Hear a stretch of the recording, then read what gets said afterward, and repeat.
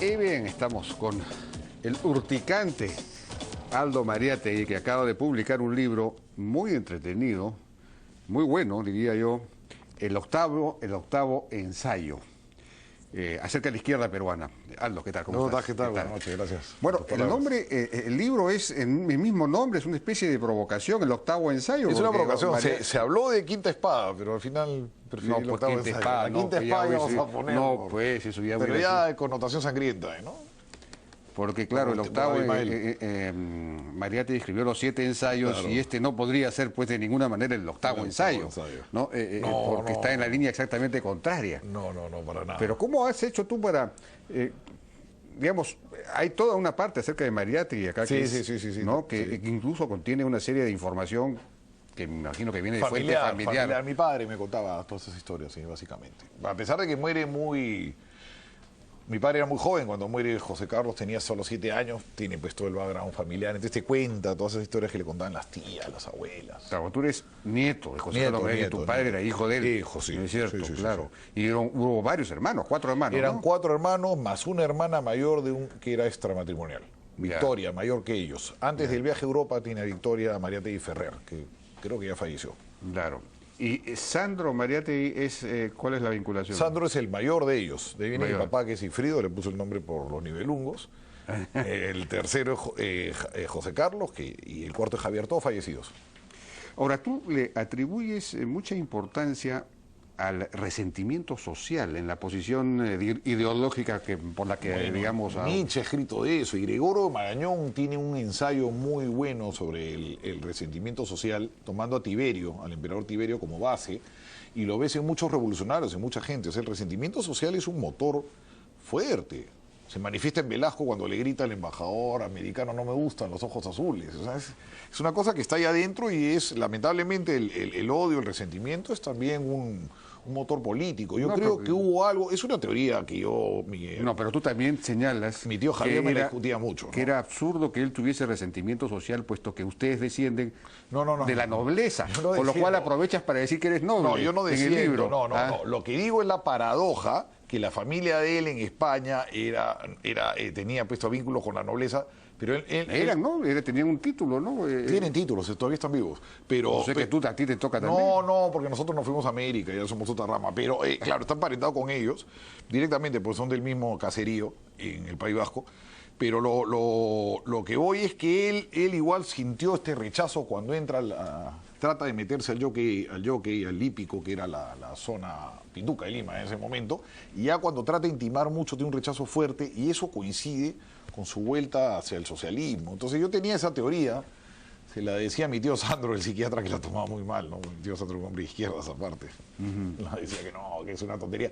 Pero yo creo que sí hubo algo de eso. ¿Pero por qué tenía él el resentimiento? ¿Porque no lo aceptaron? ¿Por qué no lo aceptaron en ese círculo? Él llega a entrar a ese círculo al comienzo porque era ingenioso, era gracioso, escribía Lulú, unas poesías, el TERF, escribe varias obritas, las tapadas, perdón, que le pusieron las patadas por hacer una broma. Pero ya cuando quiere intimar con este grupo, para él es muy difícil, pues es provinciano, es hijo ilegítimo, es mestizo.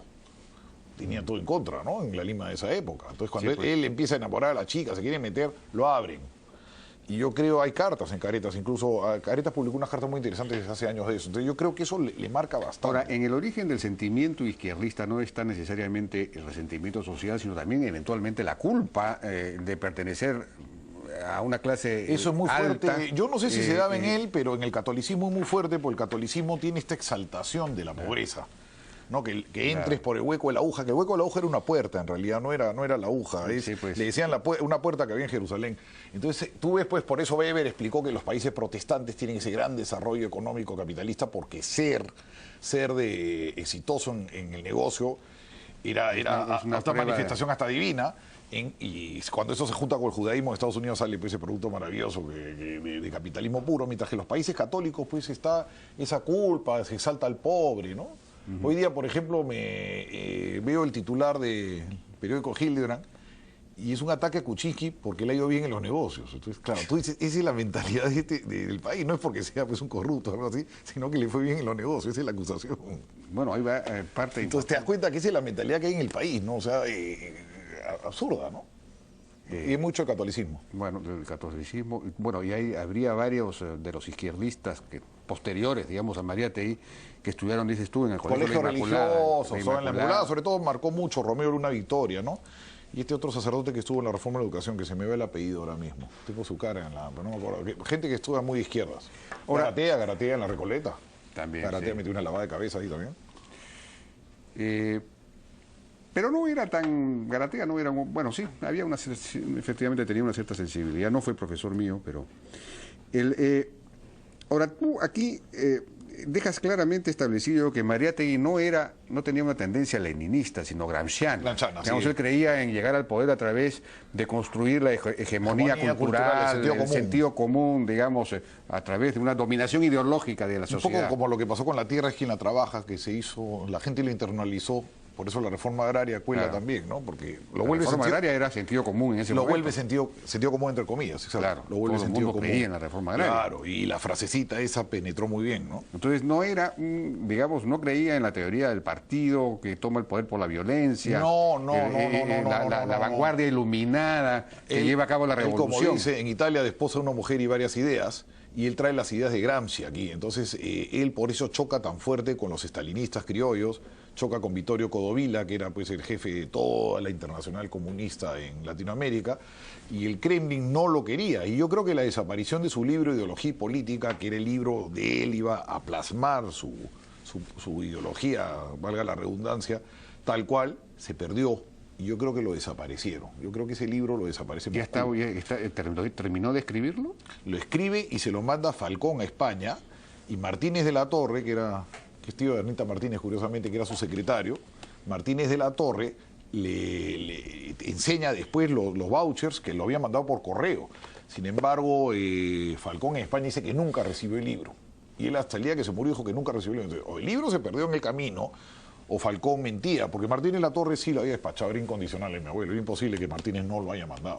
Es una lástima, pero eso de repente habría que encontrarlo. Dicen que en Uruguay se mandó un borrador, una revista, pero no he seguido más. Hay esa leyenda. Ruillón dice que él escuchó que a Uruguay habían mandado un borrador y que eso podría estar en Uruguay, pero habría que ir a zambullirse ahí, ¿no? Claro, sí, pues. Ahora, Mariátegui escribía muy bien, era un gran escritor. Sí, escribía muy bien. De una gran inteligencia y con un razonamiento, con un tipo de análisis marxista muy claro. O sea que sí era un marxista. Sí. No. Claramente era un marxista. Le dice a Rabines, en un momento, Rabines le dice, hoy vamos a ponerle Partido Socialista al partido. Una conversación que Rabines cuenta en su libro, El Camino de Yenán. Y mi abuelo le dice, no, si le ponemos comunista vamos a tener problemas con la policía. Pone socialista. O sea, por táctica. Pero que era comunista.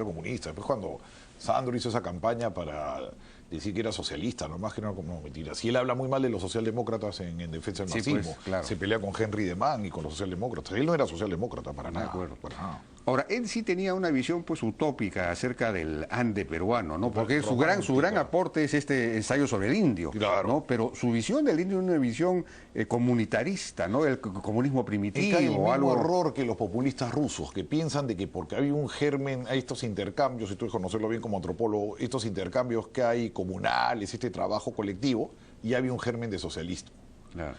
Y eso más bien Marx lo destaza, porque Marx dice que eso no existe, que eso se llama modo de producción asiático.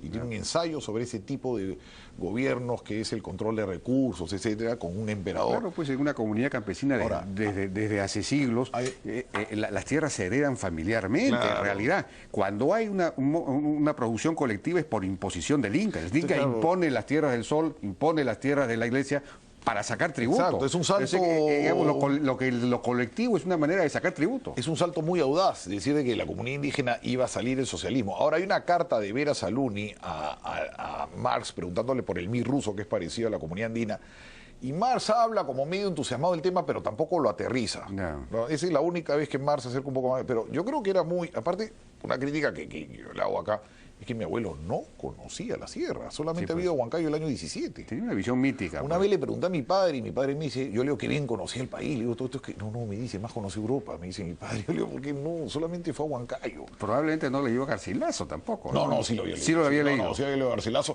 y él recibía constantemente a Valcárcel, a la gente del Cusco, ahí llevando Castro Pozo. pero no era de oídas, él no había viajado por el país. No, Estuvo en Huancayo, pues, ¿no? pero joven, en el año joven. 17, cuando todavía no tenía problema de movilidad, ¿no? Y aparte, moverte por el Perú en esa época era bien complicado. Complicado, Acuérdate que la carretera de Ayacucho llega del año 40 recién, ¿no? Sí, pues. O sea, el Perú estaba muy Bueno, y la comunicado. carretera panamericana se hace en los 40. En los 40, ¿no? entonces irte Benavides, creo y que es el irte que a hace Ica la- nomás, tenías que ir Claro, era, así era es. muy complicado. Bueno, vamos a ir a una pausa y regresamos.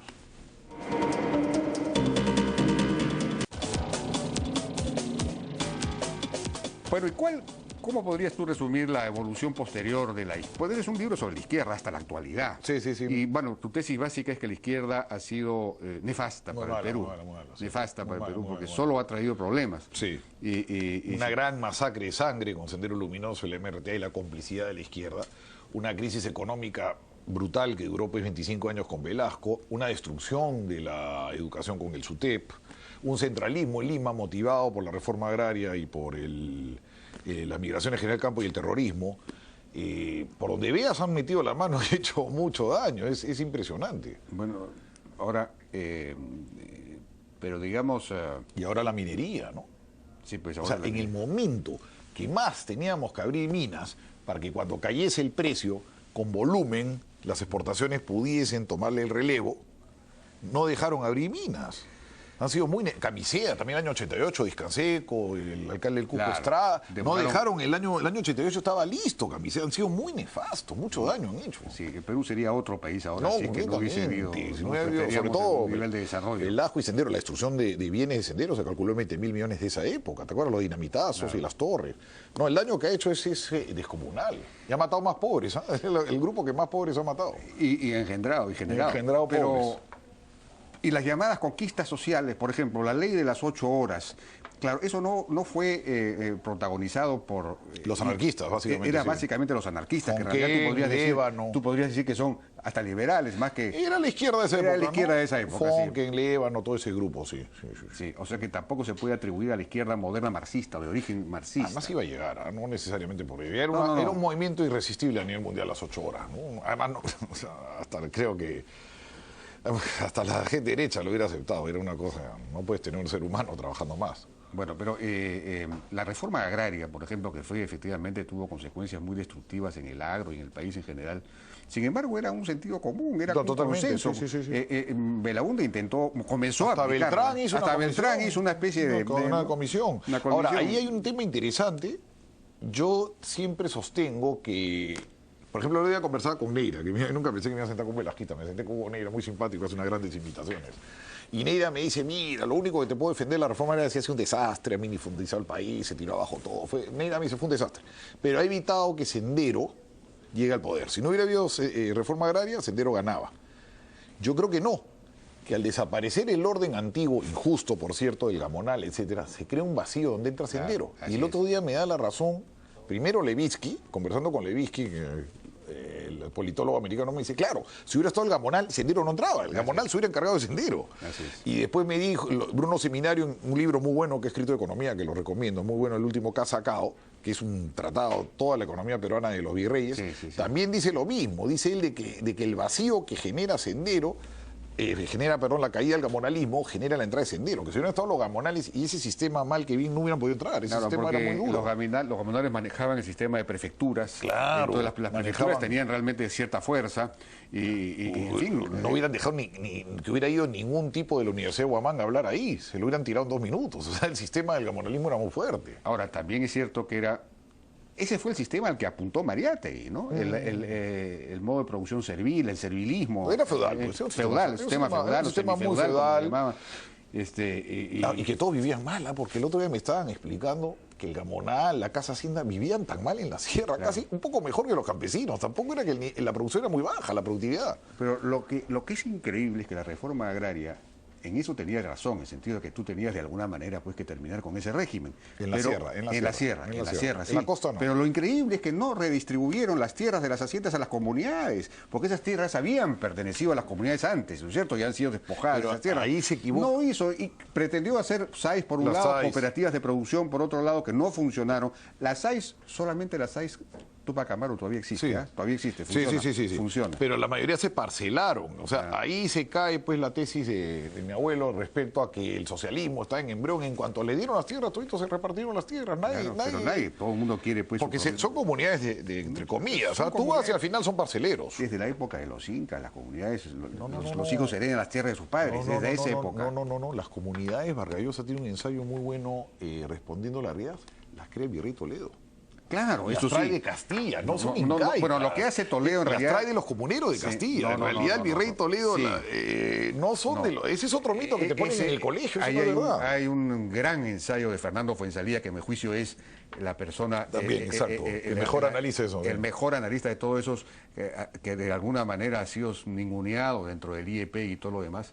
Pero él escribe un ensayo que se llama La matriz colonial de las comunidades campesinas, donde demuestra eso. Pero en realidad lo que ocurre, lo que hace Toledo es juntar ayllus que se habían escapado, digamos, a las alturas, los junta en reducción, después se llaman reducciones. Sí. Entonces tú vas a encontrar en cualquier comunidad campesina en la sierra, dividida en 4 o en 8 o en 2, que son los antiguos ayllus. O sea que en realidad es una agregación de ayllus. No, y el ayllu como base subsiste, no es que queda, no es una cosa enteramente, es una cosa mestiza. Mestiza. Trae la No. y mueve gente de sitios a sitios.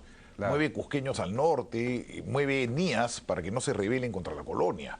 Una vez un cusqueño me dice, mis antepasados, de repente no son tus antepasados, le digo, porque ustedes los movieron por todos lados, así que no tú puedes, de repente tú vienes del norte, porque Toledo, tú sabes, redistribuyó todo el país. No el presidente Toledo, el virrey Toledo. Ahora, no toda la izquierda apoyó a Velasco, no toda la izquierda... Los maoístas no. Los maoístas... Los trotskos tampoco. Los trotskos tampoco. Ahora, esos fueron... Vanguardia revolucionaria tampoco. Fueron esos maoístas y trotskos, sin embargo, los que tuvieron ambigüedad frente a Sendero. Ellos decían que estaban de acuerdo con el método, pero esto no era el momento, no estaban dadas las condiciones objetivas y subjetivas. ¿Cómo ¿no es cierto? acababa Horacio Ceballos las manifestaciones? ¿Sí? Levantando un fusil de madera. Claro. O sea, la izquierda fue la gran alcahueta de la violencia. Ellos Así es. decían que la democracia formal había que tumbarla, etcétera. Incluso el PUM casi se va a la guerra. Ese grupo que le dicen los libios, según me cuentan, era porque Gaddafi les había dado dinero para irse a la revolución y que iba a empezar por Puno. Claro. Y desde el año 89, 88, y al final no se atreven. Por eso los zorros, que ese grupo pedralio, no quiere ir a la guerra y se abren. Pero ellos tenían la idea violentista totalmente. Ellos creían que el Parlamento era una caja de Carlos resonancia. Tapia. Claro, por eso cuando me viene a decir Lynch que ellos son defensores de la democracia, no friegues, Por hombre. favor. Ustedes querían tomar el poder, claro. Así es, Claro. creían en la Que es defensor de la democracia. en la hombre. teoría del partido vanguardia de la revolución. Claro. Bueno, pero esa... Ahora, para aterrizar en el presente político actual, en la coyuntura actual, la izquierda... Bueno, justamente voy a entrevistar ahora a dos candidatos, precandidatos de lo que llaman... Ahora que le han cambiado de nombre, se llama sí, Unidad Democrática. Unidad Democrática. Sí. Pero, digamos... ¿A quién? A García Núñez García Núñez y a Tejada, sí. El hater. Ahora, todos están hablando de Verónica Mendoza, sin embargo, ¿no? ¿Tú crees que tiene posibilidades Verónica Mendoza? Bueno, en el Perú está el Pato Donald. O sea, hasta que no llegan las elecciones, cualquiera puede Pero salir. Verónica Mendoza es mejor que Pato Donald. Sí, un poco mejor, pero el problema es que aquí puede salir elegido cualquiera. O sea, Fujimori salió las últimas 2 semanas. O sea, hasta que no llegue febrero y la cosa se perfile. Claro, pero en la época de Fujimori nadie se el puede país decir. estaba al borde del abismo, ¿no? Es Y- muy y- diferente. y Ahora Humala, la gente tiene mucho que defender, ahora, ¿no? Jaime, Humala, la elección pasada no existía hasta febrero. Y PPK, si no le tocan los genitales, el 25 de febrero no surge. ¿Y ahora Él qué tenía tendría? 8 puntos y se pasó a 18 porque una mujer le tocó las gónadas. Es así, o sea, no. En el Perú puede ganar hasta el Pato Donald. Por eso hay el humorista, hay un Sofocleto muy bueno. No lo tengo a mano, se llama Aparicio Terrelli. El Sofocleto brasileño dice que los idiotas están muy bien representados por aquel que lo eligieron. O sea, se han Bueno, elegido un idiota pero eso se debe- es impresionante. Pero eso también, en eso hay una gran responsabilidad de la élite peruana, ¿no? Lo que antes se llamaba la oligarquía, en fin, de la élite empresarial, política peruana, Pero, Jaime, de la élite social peruana que no ha sido capaz de ser verdadera clase dirigente en este Pero, país. Jaime, Eso es lo que pasa. es que nosotros partimos de ¿Ah? una premisa mala. Yo creo que la representación política es la adecuada, es lo que representa el país. O Sí, sea, pues. está hiper bien representada. Sí, pues. O sea, el 90% de los peruanos son igualitos que la gente del Congreso. Ellos no son marcianos, no son No, malos. claro, evidentemente. Son igualitos. O sea, yo creo que la representación más bien está químicamente pura. O sea, ¿cuánta gente hay como Cacuña? Un montón. Bueno, no, Acuña no. Acuña pertenece a una raza diferente. Por favor. Bueno, sí. No, él es de otra no, especie. no, Él es de otra especie. No, es otra especie. Sí, no, además es un hombre que ha emergido, efectivamente. Es un hombre que tiene mucho mérito. Es cierto. Ahora, ¿cómo emergió? Habría que investigar. Así también emerge cualquiera. Habría que investigar. Emergió, ¿no? Sí, pero no está demostrado, ¿no? No está demostrado, pero esas riquezas así repentinas, así, yo nunca las creo mucho. Un último tema, porque nos está ganando el tiempo. El asunto de este juicio que tú tienes ¿San Martín? Contra San Martín. Gracias por mencionarme eso, sí. Contra el juez San Martín, ¿no? Y varios jueces más, está Lecaros y todos ellos. Mira, ahí me ha pasado una cosa muy indignante, porque San Martín me condena con algo que ya prescribió, por un tema que no voy a mencionar, pues ya estoy harto de litigar con ese señor, un señor que me metió 27 juicios penales, ya no quiero, ya no quiero ni mencionarlo ya. Pero el tema ya había prescrito. Entonces vamos con Gersi en el libro Toma Razón, porque dice el código de que hasta que si no está inscrita si no está notificado y no está escrito en el libro Toma Razón, no existe la sentencia.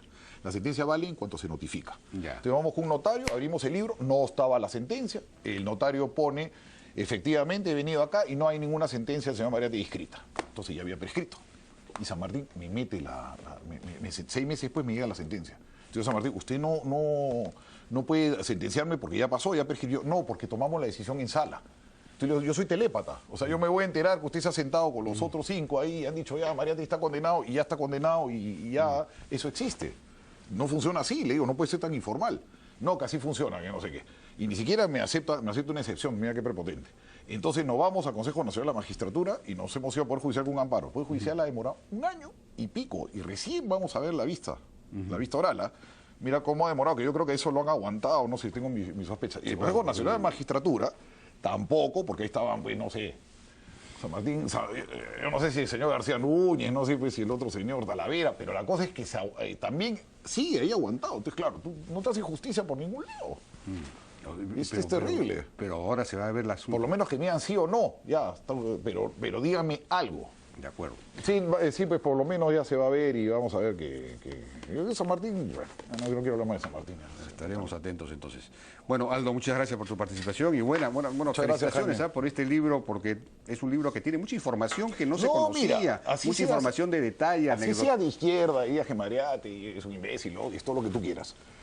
Lo puedes leer en el sentido que hay mucha información, mucha data. Acá veo al congresista Tejada, se lo recomiendo, porque le va a hacer mucho bien, porque está toda la historia de González Prada, todo muy bien detallado y un montón de chismes internos, cosas interesantes. Entonces después dirá, miserable, pero ya lo lee y le va a servir, es interesante, claro. Eso es cierto. Aldo, muchas gracias por tu participación y bueno, nuevamente felicitaciones por el libro. Vamos a una pausa y regresamos ahora con Sergio Tejada, líder del Bloque Nacional Popular, y Gonzalo García Núñez, ex consejero y líder de Únete por otra democracia. Pregúntale a García Núñez, hazme ese favor, ahora que lo vas a ver, García Núñez. Pregúntale por qué no sirvió mi caso en el Consejo Nacional de la Magistratura más de 1 año. Dile, por favor, ahora que lo tiene. Ahí está García Núñez, está riéndose. Pregúntale, por favor, 1 año me han tenido aguantado el tema. ¿Será porque es amigo de San Martín? Traslado la pregunta a la siguiente mesa, entonces. Vamos a una pausa y regresamos.